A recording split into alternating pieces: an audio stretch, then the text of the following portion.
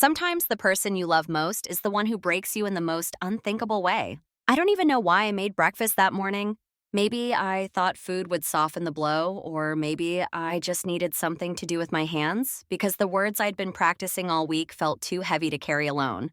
Eric was still asleep when I cracked the eggs. I made them exactly the way he liked, soft, scrambled, extra hot sauce. Half an avocado fanned out like a flower on the plate. I even toasted his favorite sourdough bread. Dumb, right? I thought if I made everything just right, it would somehow make the words easier to say. We'd been together 4 years. We met in the weirdest way at a wildlife rehab center doing community service. I was there for a speeding ticket. Eric never really told me what he was there for, just gave me this lopsided grin and said, "Let's just say I had a disagreement with the mailbox." That's how he was, vague but charming. We were assigned to the overnight bottle feeding shifts. One night, this tiny baby fox was refusing the bottle, squirming like mad. I was ready to scream or cry, or both, when Eric just started humming this tune, soft, strange, kind of hypnotic.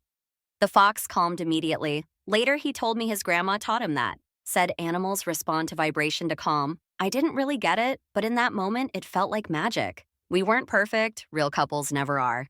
We fought mostly about his mom, Barb. She hated me, like from the start. Said I dressed like a college dropout, complained about how I loaded their dishwasher, told me once half-jokingly, of course, that I should aim a little higher than graphic design work. Eric would always defend her. She means well. He'd say, "You just have to try harder," and I did. God, I tried so hard. Remembered her birthday, bought her candles from that expensive store she liked. Sat through endless stories about her coworkers' cats, laughed at her dry, passive-aggressive jokes, smiled through it all, but it was never enough. Still, Eric and I had our rhythm, lazy weekends watching Netflix, his banana pancakes, my egg and avocado thing. He brought me coffee in bed, oat milk, 1 sugar every Sunday. When my cat died last year, he held me for hours. Didn't complain when I sobbed for 3 days straight. So when I saw the word pregnant on that little screen, I didn't panic. I was shocked, sure, but not devastated. We weren't teenagers. We had an apartment. We had jobs. It wasn't planned, but it wasn't awful. I actually thought, we'll figure this out together. I rehearsed what I would say 100 times. I pictured his face surprised, maybe scared, but ultimately loving. Because that's what he was to me, loving, so I thought. Then Barb walked in. She had a spare key. She always did. I used to joke that she was the third roommate, only I wasn't joking. She just showed up in the neighborhood, she said, for coffee. Great timing as always. Barb, Eric came out of the bedroom in his usual weekend sweatpants, kissed my cheek like nothing was unusual, sat down at the table and grabbed his phone. Barb joined him. They both stared at their screens while I stood there shaking, holding a plate of eggs like it was some peace offering to the universe. I took the test out of my hoodie pocket, held it in both hands like it might shatter. "I have something to tell you." They looked up, half interested. I handed it to Eric. 3 seconds of silence. Then he said it, cold flat, like I'd asked him about parking spots. "Abortions are quick, bad timing as always." Barb didn't even blink, took a sip of her coffee and said, "He finally sees it. You were never pretty, never smart, just a burden with a belly. 4 years, that's all I was to them, a burden with a belly." I didn't scream, I didn't cry, I just put the test down, wiped my hands on a dish towel, walked to the bathroom, washed my face. Didn't look in the mirror, I already knew what I'd see. Put on my sneakers, grabbed my phone and wallet, and walked out the door. No clothes, no charger, no plan, just silence. I walked until my legs stopped feeling like mine, found a tiny coffee shop, sat in the corner with a chai latte I could barely afford. The barista gave me a worried glance but didn't say anything. I stared out the window thinking about how small my life had become in a single moment. How everything I thought I knew, every future I thought we might share had collapsed with one sentence and a sip of coffee. That's where it started. That's where I broke. I wasn't ready to be a mom, but the truth is, I wasn't ready to be discarded either. I didn't cry until the third night. Not because I didn't want to. I think I just couldn't. I felt too hollow, like there was nothing left inside me to spill out. Sandy, bless her, let me crash on her floor. She didn't have much. A tiny apartment that always smelled like old takeout and cat food. 3 cats, 1 futon, no real space for a guest, but she didn't ask questions when I called her from the bathroom of that coffee shop and whispered, "I need somewhere to go." She just said, "Come over." The pillow she gave me was paper thin and the blanket smelled like cigarettes, but it wasn't the sidewalk, and that was something. The first morning I woke up to the sound of one of her cats throwing up on my hoodie. That felt weirdly symbolic. I tried to act normal, helped clean the litter box, did dishes, pretended I wasn't pregnant and heartbroken and homeless all at once, but Sandy could see it. She wasn't the mushy type, but she bought me a ginger ale and left it by my side of the floor that night. No words, just the can. Eric started texting me on day 2 first. It was casual. Hey, where'd you go? Did you take my navy hoodie? Then it turned. I'm worried your mom's been calling. You're being dramatic. I didn't answer. Blocked his number after the 20th message. He used his work phone next, then started calling from his friends' numbers, then voicemails. I deleted the first dozen without listening. But curiosity finally got the better of me one night while doing dishes at Sandy's. I played one on speaker while scrubbing a pan. His voice cracked in the middle, said he panicked, that his mom got in his head, that he didn't mean it, that he loved me, that he just wanted to talk, too late. I threw the phone across the kitchen. It hit the fridge and bounced to the floor. Sandy didn't even flinch. Just took a drag of her cigarette and said, phones break, hearts break, but dishes still need washing. I got a job on day 5, washing dishes at this sleepy little cafe 2 blocks away. The owner, Vicky, looked like someone's biker grandma. Tattoos, sharp eyes, zero patience. I walked in and said, I'm looking for anything. She looked me up and down, then said, be here at 500 a.m. tomorrow. Wear shoes you don't like. The pay was trash. Cash under the table, but it was something. I used my first $20 to buy 2 t-shirts and a pair of jeans from the thrift store. Washed my underwear in Sandy's sink every night. I was invisible. I made myself invisible. Didn't post on social. Didn't tell anyone. I knew I couldn't handle the thought of mutual friends tagging Eric in memes while I was hand-scrubbing forks at 6 a.m. with a splitting headache and swollen feet.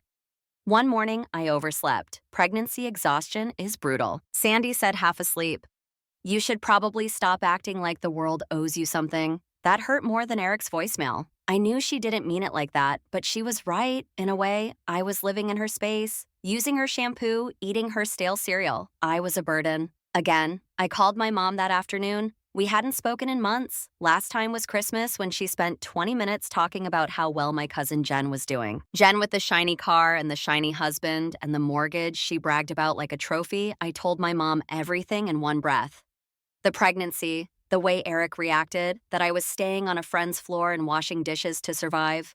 She didn't hang up, didn't gasp, just sighed. One of those long, disappointed sighs that echoes in your bones. Then she said, this is what happens when you don't think things through. I wanted to scream, but instead I just asked, can I stay with you and Dad, just for a little while?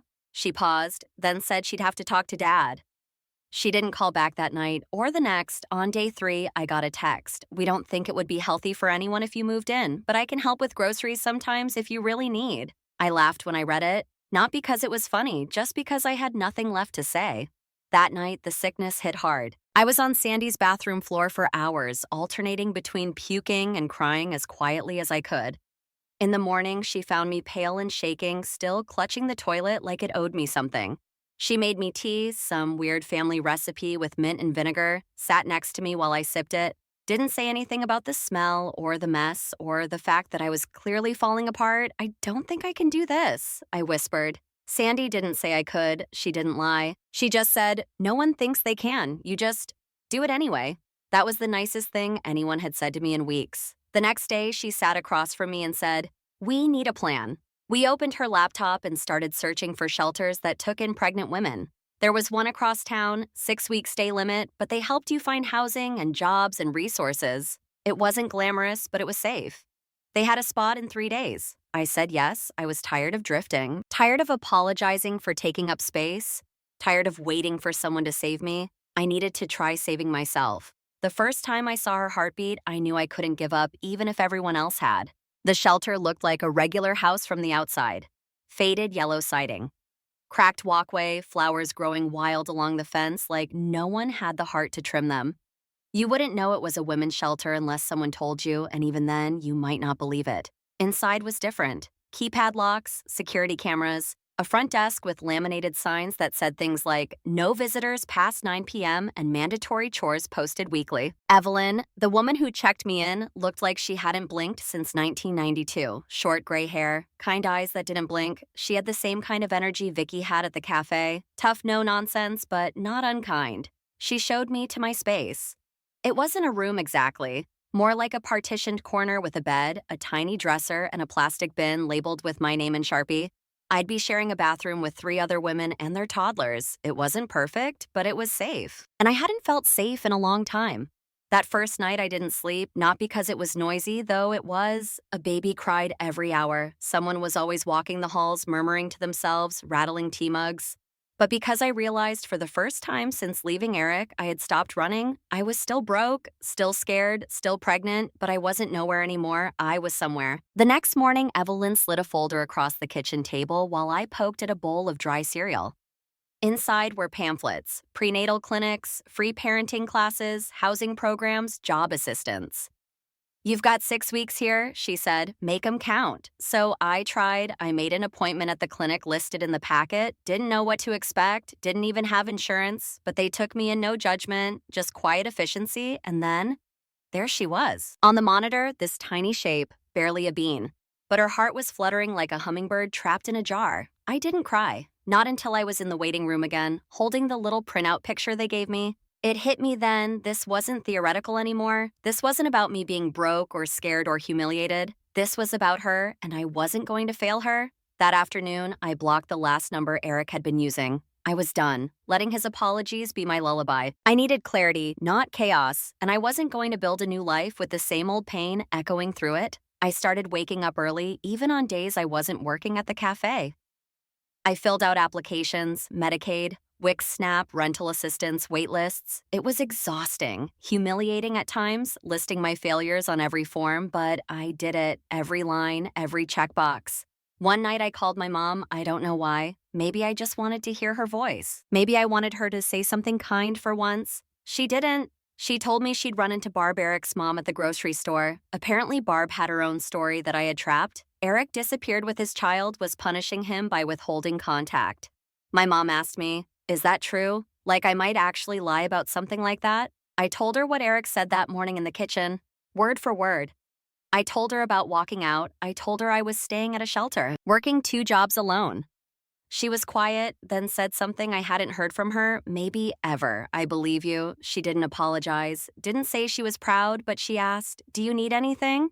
I said yes. I said groceries would help. She sent $40 through Venmo with the note for peanut butter and cereal or chocolate. It wasn't a miracle, but it was something, and I clung to that. Around the end of week 3, Evelyn called me into her office. There was an opening in a transitional housing program across town.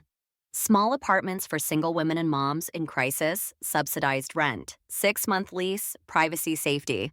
It felt too good to be true. I applied that day, interviewed 2 days later, tried not to hope too hard. Meanwhile, the shelter started to feel like a pressure cooker. One girl got kicked out for missing curfew. Another had her boyfriend sneak in and was gone by morning. We all knew the clock was ticking. I was 16 weeks pregnant. My back hurt all the time. My feet swelled after every shift. My thrift store jeans didn't fit anymore, but I was still moving, still showing up. One day at the grocery store job, I almost fainted, lifting a box of canned beans. My manager caught me mid-collapse, handed me a juice box and asked if I was okay. I wasn't, but I smiled anyway. I left early that day and sat in the park across the street watching moms scroll their phones while toddlers played in the sand. Soon, that would be me, and I didn't feel ready, not even close. My phone buzzed, unknown number. I almost ignored it, but something in me answered. It was Eric. I should have hung up, but I didn't. When she was placed on my chest, I didn't feel ready. I just felt love, and maybe that was enough. Eric's voice came through the speaker, rough and shaky. He started with the words he knew I wanted to hear. "I've been in therapy." "My mom's been toxic for years." I panicked. "I'm sorry." I let him talk, said nothing. Just sat on a bench in the park, the sun dipping behind me, hand resting on my belly that was now undeniably round. People passed by me living their lives while mine hovered somewhere between recovery and relapse. When he finally ran out of words, I asked one thing. "Did you really mean it, what you said that morning?" He paused. Then, to his credit, he said the truth. "Yes, I meant it. I was scared and selfish, and I meant it, but I was wrong." It was weirdly honest, brutal but honest. I thanked him for the honesty, then I told him I was building a new life now, one that didn't include him, that maybe I'd contact him when the baby was born, but until then, he needed to stop. No more calls, no more messages. "If you really want to be a father," I said, "start by respecting me as her mother." He went quiet, then said, "Okay," and hung up. The next day, I got the call. I'd been accepted. The transitional housing apartment was mine. I could move in next week. It was a small studio, barely enough room for a bed and crib, but it had a door that locked and a light that flickered just slightly above the tiny kitchen. It was mine. I called Sandy first. She screamed so loud I had to hold the phone away. Then I texted Vicky. She just replied, "Good about time." My mom sent $200 through Venmo that same night with the message, "For furniture or diapers or ice cream, whatever." Maybe people change, or maybe they just show up a little at a time. On move-in day, Evelyn from the shelter drove me over with my 2 thrift store bags and a secondhand bassinet another woman had gifted me on her way out. As I stood in that bare studio, she handed me a starter box. Soap, toilet paper, granola bars, and a single blue onesie that said, "Hello, world," and I cried, not the silent kind this time. A few days later, I went to a local pregnancy support center with a woman I met in the hallway. Lydia. She had a 2-year-old and the kind of calm you only earn by surviving chaos. She helped me carry diapers and a donated crib back to my apartment. She even taught me how to cook rice properly. She became my lifeline. At 20 weeks, I had the anatomy scan. I was having a girl, Lily Grace. The tech asked if I wanted to send the ultrasound photos to the dad. I shook my head. I sat in the parking lot for over an hour, just staring at that black and white swirl of tiny hands and a flicker of a nose. A daughter, mine. I didn't feel ready, but I felt something. By week 30, my body was falling apart. I quit the grocery job, couldn't stand that long anymore. Vicky offered me more shifts at the cafe prepping food, sitting most of the time, always sending me home with leftovers. Sometimes I'd wake up to find a paper bag outside my door. Diapers, wipes, formula? No note, just help. I still don't know if it was Lydia Vicky or someone else. But I started believing maybe the world wasn't all cruel. At 34 weeks, Barb, the queen of toxicity, posted a long Facebook rant about selfish young women keeping children from their rightful families. Didn't name me, but didn't need to. People messaged me. One girl from college I barely remembered said, "If you ever need a babysitter, I got you." It was small, but it mattered. I blocked Barb.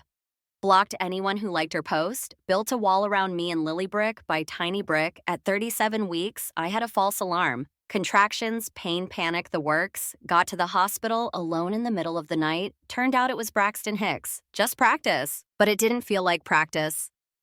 That night, Lydia sat with me until 2 a.m., Googling hospital bag checklists and showing me how to breathe through pain. I finally let her be my emergency contact, and then 39 weeks, 4 days. I was closing up at the cafe when I felt a pop, then a warm rush. My jeans were soaked. I froze. Vicky looked down, then up and said, "Well, time to go." She called Lydia. Lydia was there in 15 minutes with my bag. We drove to the hospital, contractions hitting every few minutes. I remember thinking, I can't do this, but I did 22 hours, no epidural, just pain and ice chips. And Lydia's voice in my ear saying, "You're doing great, even if you think you're not," at 6:17 a.m. Lily Grace came into the world. 6 lobes, 3 O's, dark hair, long fingers, tiny feet. They placed her on my chest, and I swear she looked at me like she knew, like she'd been waiting for me just as much as I'd been waiting for her. And in that moment, I wasn't broken anymore. I was born again as someone's mother. I didn't get the life I planned, but maybe I got the one I needed. Bringing Lily home felt surreal. The nurses helped me into a wheelchair. Lydia buckled her into the secondhand car seat we found on Marketplace. And just like that, I wasn't just a woman. I was someone's mother. Back at the apartment, everything looked smaller. The crib in the corner, the pile of donated baby clothes, the sink filled with dishes, but it was ours. For the first time in my life, I felt like I owned something that couldn't be taken from me. My parents arrived the next day. It was awkward. My mom brought soup I didn't ask for. My dad hovered like he was afraid to touch anything, including Lily. But they stayed, did laundry, rocked her when I needed 5 minutes of silence. My dad even figured out how to stop her from crying with some weird humming trick, just like Eric had done with the baby fox all those years ago. On day 3, he pulled me aside and told me about a small rental house they owned in my hometown. The tenants were moving out next month. "We'd like you and Lily to move in," he said. "Rent would be symbolic, just to cover taxes. It's not much, but it's stable. It's yours." I didn't say yes right away. I was still scared of the strings that might come with it, but then I looked around my tiny studio at Lily sleeping in a borrowed bassinet, and I realized something. I needed help, and maybe for once they were offering it without judgment, so I said yes. At 4 weeks old, I let Eric meet her. We met at a coffee shop, neutral territory. He brought diapers and formula. He asked to hold her and looked at me like he expected me to say no. but I handed her over. He cradled her like glass, stared at her like she held all the answers he'd never found. We talked awkward, cautious words about visitation boundaries and how this wasn't about us anymore. It was the most honest conversation we'd ever had. I told him about the move to my parents' rental house. He said he'd make the drive 3 hours every other weekend, that he didn't expect us to get back together, just wanted to be there, and for the first time, I believed him. At 6 weeks, Vicky threw me a surprise goodbye party at the cafe. She handed me an envelope full of cash. Everyone had chipped in enough for a real crib. "You're not the same girl who walked in here looking for dish duty," she said. "You're a mom now. Don't forget you did this. You got here." Lydia helped me pack, held Lily while I folded onesies, promised to visit, and I think she meant it. The morning we moved, I stopped by the shelter one last time. Evelyn hugged me, one of her rare rib-crushing hugs, and said she was proud of me. That meant more than she could know. The rental house wasn't fancy. 2 bedrooms, 1 bath, a backyard with a maple tree, but it had space. Peace. It felt like breathing after months of choking. My parents gave me privacy, respect. They held Lily when I needed a nap. They didn't always say the right things, but they showed up. Eric visited like he said he would, never pushed, always brought something. Diapers, bottles, wipes, we kept things civil light. I set boundaries and he respected them. One time he brought his mom, I didn't let her in. Told him either she goes or you both do. He told her to leave. That was the first time I saw a line drawn between him and Barb, a line in my favor. Progress. The nights were hard. Lily had her days and nights reversed. She'd scream for hours, and I'd walk her up and down the hallway, humming, whispering, crying softly into her hair. I doubted myself constantly. Was I enough? Was I doing this right? Was I messing her up already? But every time she smiled those gummy, sleepy smiles, I felt a piece of myself come back. At 2 months, my dad helped me install the crib. At 3 months, Lily rolled over for the first time. At 4 months, I realized I hadn't thought about Eric once all day. And that felt like a win. Some days are still messy. I still cry in the shower, still feel like I'm faking adulthood. But now I have this tiny human who looks at me like I'm her whole world. And that's grounding, terrifying, but grounding. We're okay, not perfect, not magical, but okay, I don't know what the future holds. I don't know if I'll stay in this house forever, or fall in love again, or ever feel completely put back together. But I do know this. Walking out that day, eggs still warm on the table, test stick shaking in my hand. That was the hardest thing I've ever done, and the best because it brought me here to Lily, to this messy, beautiful, unexpected version of my life. So, if you were me, what would you have done? Would you have stayed? Would you have gone back when he said he was sorry? Would you have risked everything for someone who didn't show up for you until it was almost too late? Tell me, I want to know. Because even now, sometimes I still wonder.